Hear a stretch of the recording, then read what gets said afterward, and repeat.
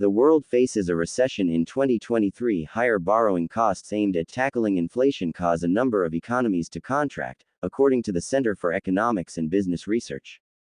The global economy surpassed $100 trillion for the first time in 2022 but will stall in 2023 as policymakers continue their fight against soaring prices, the British consultancy said in its annual World Economic League table.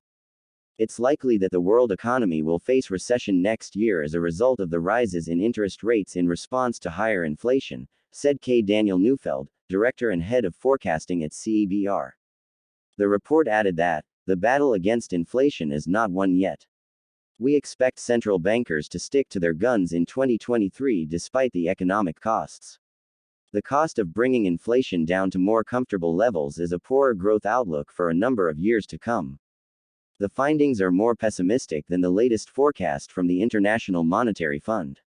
That institution warned in October that more than a third of the world economy will contract and there is a 25% chance of global GDP growing by less than 2% in 2023, which it defines as a global recession. Even so, by 2037, world gross domestic product will have doubled as developing economies catch up with the richer ones.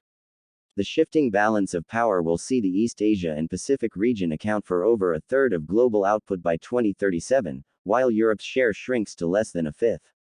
The CEBR takes its base data from the IMF's World Economic Outlook and uses an internal model to forecast growth, inflation and exchange rates.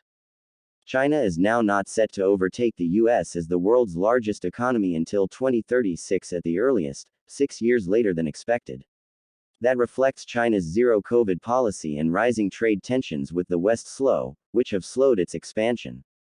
CEBR had originally expected the switch in 2028, which it pushed back to 2030 in last year's league table.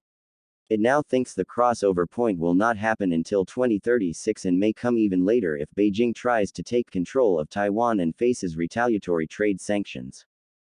The consequences of economic warfare between China and the West would be several times more severe than what we have seen following Russia's attack on Ukraine.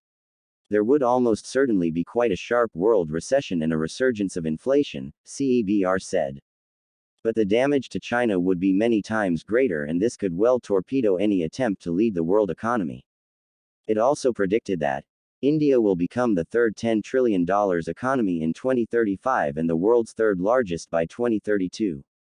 The UK will remain the world's sixth largest economy, and France seventh, over the next 15 years, but Britain is no longer set to grow faster than European peers due to an absence of growth-oriented policies and the lack of a clear vision of its role outside of the European Union.